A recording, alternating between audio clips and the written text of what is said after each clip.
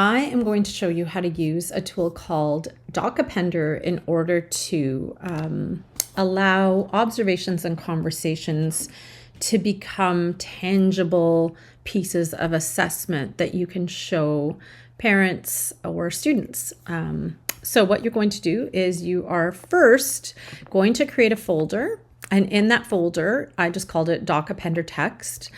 You are going to create blank documents with the names of your students. And I just have student 1, 2, 3. Now I have 23 students. So once I create those, I'm going to highlight them and right click, and I'm going to make a copy so that I have even more students listed.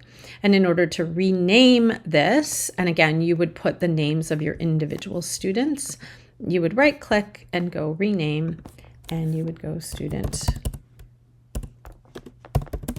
7 and student 8. Okay, so you just have a folder with the names of your students. That is the first thing to do. Okay. And it is a little bit tedious at first, but you just need to set it up once. The next thing you're going to do is create a new Google form. And so if you've never done that before, you're just going to go new Google form. If it doesn't show up here, just go more and it'll show up there as a Google form. You're going to create a blank Google form. You're going to call it whatever it is. It might be, your class code 2000 and the year. And I just put, this is a record of observations, conversations, and discussion posts for term 1. This is what I'm evaluating. I'm going to put in student name and I'm going to leave the options blank. I'll show you how DocAppender will create that. Then I'm going to populate this with a variety of different things that I'm going to record on. So every week I give my students a task. So I want to be able to record information about the weekly tasks. So I'm just putting week 1 follow-up, etc. I'm putting the level. Here you could put a grade boundary if you wanted to instead. I'm just giving levels. I'm looking at the most consistent. And then in addition, I also have in-class collaboration tasks. I also have a thing for feedback and then evidence. And evidence is, if I have a picture, I can add the picture. If it's, based on an observation, I could put observation. If it's based on a conversation, I would put conversation. Okay. So this looks like sufficient for what I want to do right now. And what you're going to do next is you're going to go into the more and you're going to go to get add-ons and you are going to get something called DocAppender. And I've already done that, but you would go search apps and go DocAppender. And then you would add it and you would allow the permissions, okay? So once you have DocAppender, you will then notice that when you click on add-ons, whatever add-ons you've created or you have will show up there. So there's DocAppender right there. And I'm gonna refresh it because it doesn't look like it recognizes that I have DocAppender. Now it does. And so I'm gonna open up the sidebar. And the sidebar basically asks you to select a folder, which I selected. If I needed a different folder, so my actual class list, like EDU feedback, then I would select that. But DocAppender test is what I'm going to use right now. And I'm going to go next. And then I want student name, because what I want is for all of the students to be populated in this. So I'm going to save and populate selected question. And there we go. So now this list of students corresponds with the folder with the blank documents in it. And that's super, super important. Then I'm going to go next. And then I don't need the student name because now I have a doc with student names on it, but I am going to populate it with weekly task, the level, in-class collaboration tasks, feedback, and evidence, which were, again, the things that I added here. And you might play around with this until you really like what it looks like.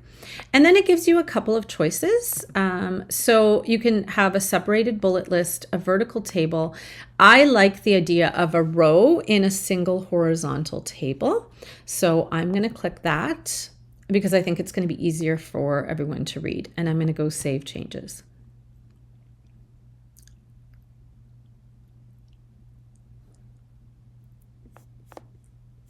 All right. Then I'm going to go to the preview button right here, and I'm going to bookmark it because what I need is to be able to access this all the time. Okay, so as I'm marking things from discussion posts in D2L, which is the follow-ups, I am going to put student 1, for example, week 1 follow-up, and then it was excellent. In-class collaboration tasks, I didn't do at that point. Feedback, I would put great insight and reference to original text. Also appreciated your peer feedback to others. Now, you don't want this to be too long because you'll see it's going to populate it. And evidence was the D2L post week 1. I'll just put D2L post and submit. And then I'm going to submit another response, and student 2, also the week 1 follow-up. Now, this is a little bit tedious, but certainly when you're going around and watching people, you could just have this on your phone, or you can have it on the computer, and you can do it as we go along. So that student also did a really great job on, and I didn't have week 1 collaboration, and I'm going to say really insightful post, evidence D2L, and submit. And then finally, I'm going to do student 3, and I'm going to go, it was also the week 1 follow-up, and it was only a G, and some excellent personal connections.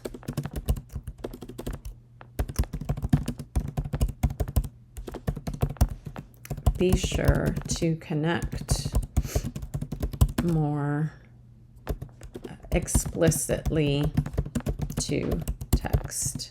And that was also in D2L. And I'm going to go submit. And it seems tedious, but I want to show you now what is happening in these in this DocAppender text. So when I go to student 1, now there is week 1 follow-up, what the level got, and I forgot to tell you a couple things about how I set up before I started duplicating, actually. So the document is for descriptive feedback and is an overall progress report. And then I went into File and I went into Page Setup, and I made sure that it was landscape, because you'll notice these are the thing, right? If I didn't put it landscape, it would have looked messy.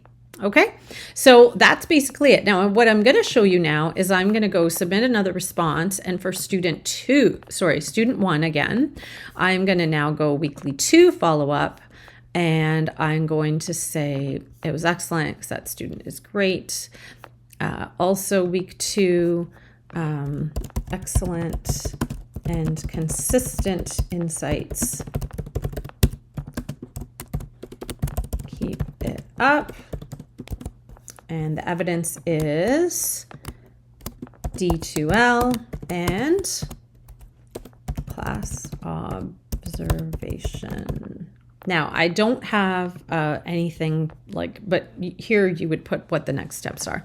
And then I'm going to go submit. And then when I go back to student 1 and refresh, there's week 2 follow-up. So it continues to populate this as you continue to add information.